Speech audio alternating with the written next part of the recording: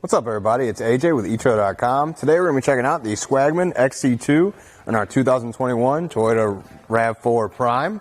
So it's going to be a platform-style bike rack, which means it's going to hold the bike by the frame. So right away, would not suggest using your carbon fiber bikes on here because it's going to put that pressure on that top tube, and you don't want anything to happen to that. This one is an aluminum road bike, so this is going to be just fine. The padded hook comes down, putting pressure down on the frame, and that's what holds it in place. You see, I can shake it back and forth. It moves very little, but overall, it's not going anywhere. I could probably push it down a little bit more on there.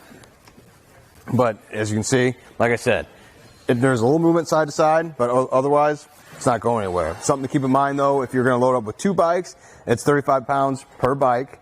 But also be careful of what you're going to put on there, because you can see this top hook can only go down so far with this one down here. So if you have another bike, you might have to switch these around and run them down to make sure it fits there on that frame, to make sure it holds both bikes at the same time. Otherwise, though, it's a nice platform style. You got the wheel hoops down here at the bottom.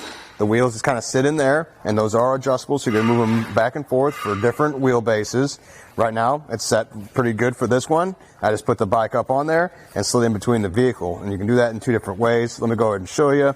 Here on the middle hook, we have a button you can push on the center.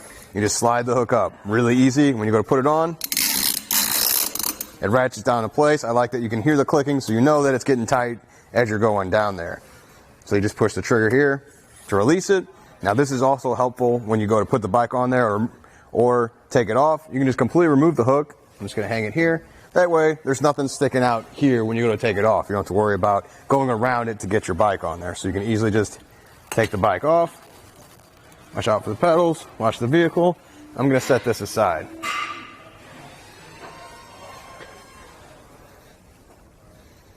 With the bike set aside, and come back and replace our hook. Put it back into place and slide it down.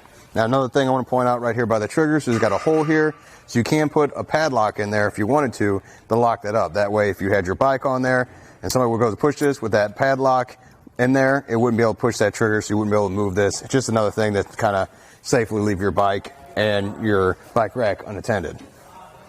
So, looking at the way it is, you can fold up the arms on the side, so that's going to be better for storage in your garage. You just pull these pins right here at the base, fold the arms up, just like that, and replace each one. So that's just going to help you out when storing it in your garage. If you don't want to take up a whole bunch of space, this is far better than it completely out. With it like this, let's go ahead and get some measurements.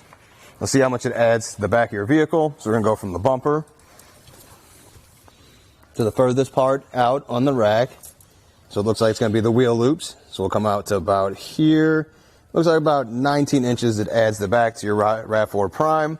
So just keep that in mind when you're backing up. This is the first thing you ever put in your hitch. You want to know it's back there, or even pulling your garage, you go to close it. You want to make sure you're in far enough to where this doesn't cause you any problems.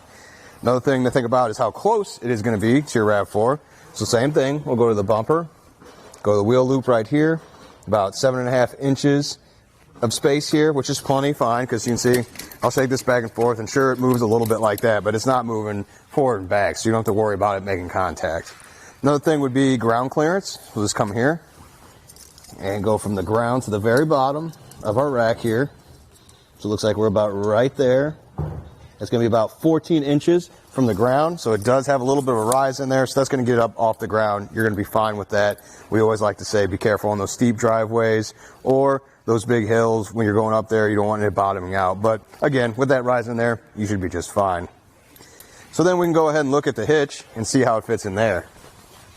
We got it in a 2-inch by 2-inch hitch right now. It also has an adapter you can remove, so it could fit 1.25 inches if you have another vehicle and you want to use it on that one. You can do that as well. Got an anti-rattle hitch pin right here, and I'll show you by shaking the whole thing back and forth. There's no movement here in the hitch whatsoever, so I like that. I like that I can shake the whole vehicle back and forth. There's no rattling here. It means there's going to be less rattle transferring up here.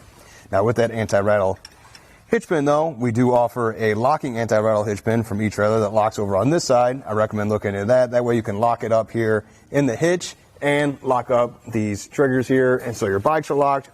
The bike rack is locked to your hitch, and it's just safety to leave it alone when you're not around. Well, I think that about does it. Thanks for hanging out, and I hope this helped. This is our test course. Let's start with the slalom. This shows side-to-side action, such as turning corners or evasive maneuvering. Then, onto our alternating speed bumps. This shows twisting action, such as hitting curbs, potholes, road debris, or even uneven pavement. Last of all, the solid speed bumps.